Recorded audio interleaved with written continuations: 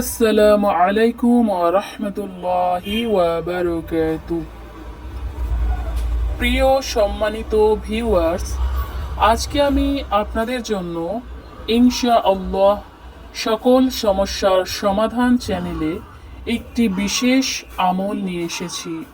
আপনি কি চান যে আপনাকে আল্লাহ সুবহানাহু ওয়া তাআলা অনেক শক্তিমান বানিয়ে দিক এবং অন্যের মুখাপেক্ষী না করেন?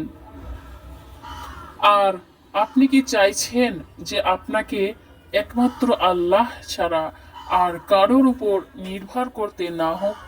এবং আপনি কি চাইছেন যে আপনাকে আল্লাহ সুবহানাহু ওয়া তাআলা অনেক সম্মান দিক, আপনি যেখানেই যান না কেন সকল মানুষ আপনাকে দেখে সম্মান করুক, এমনটা কি চাইছেন? তাহলে আজকের এই আমলটি আপনার জন্য।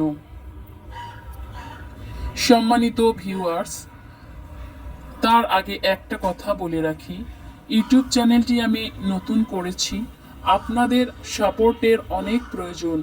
আপনারা যদি আমাকে হাদিয়া স্বরূপ আমার চ্যানেলটি সাবস্ক্রাইব করেন এবং আমার এই ভিডিওটি মানুষের সুবিধার্থে সকলের সাথে শেয়ার করেন, তাহলে আমার জন্য এবং সকল মানুষের জন্য অনেক ভালো হবে ইনশাআল্লাহ। তো সম্মানিত ভিউয়ার্স, চলুন আর কথা না বাড়িয়ে আমলের দিকে যাওয়া যাক। এই আমলটি করতে গেলে আপনাকে প্রথমে কিছু শর্ত পূরণ করতে হবে। প্রথমত আপনাকে 5 ওয়াক্ত সালাত আদায় করতে হবে। দ্বিতীয়ত আপনাকে হালাল রিজিক ভক্ষণ করতে হবে। তৃতীয়ত আপনাকে সর্বদা সত্য কথা বলতে হবে, মিথ্যা বললে চলবে না। চতুর্থ, আপনাকে মা বাবার সাথে ভালো আচরণ করতে হবে, কখনো তাদের সাথে ঝগড়া, অশান্তি এবং খারাপ আচরণ করা যাবে না। এবং সবথেকে শেষ, যেটি সবথেকে গুরুত্বপূর্ণ শর্ত, সেটা হচ্ছে আপনাকে সব ধরনের হারাম এবং নাজায়েজ কাজ থেকে নিজেকে বিরত রাখতে হবে।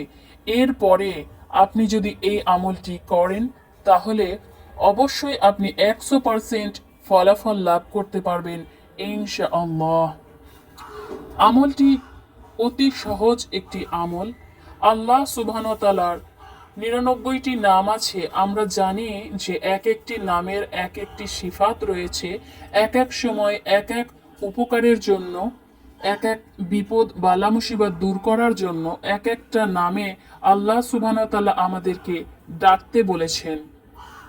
আজকে এমনই একটা নাম নিয়ে আলোচনা করব, যেটি করলে যে ব্যক্তি 40 দিন 40 বার এই নাম পড়বে, আল্লাহ পাক তাকে শক্তিমান ও অন্যের অমুখাপেক্ষী করে দিবেন।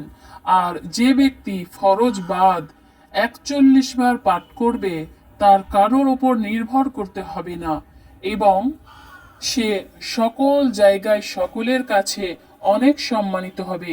যে জায়গায় সে যাবে, তবে মনে রাখতে হবে, যখনই আপনারা এই আমলটি করবেন, তখন আপনাদের সর্বপ্রথম 3 বার অথবা 5 বার অথবা 7 বার দরুদে ইব্রাহিম পড়তে হবে।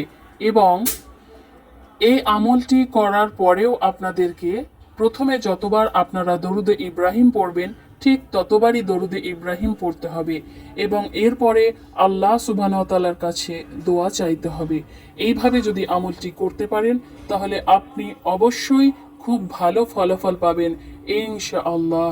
আল্লাহ সুবহানাহু ওয়া তাআলার কাছে দোয়া করি, আল্লাহ যেন আপনাকে কামিয়াবি দান করেন। আমিন।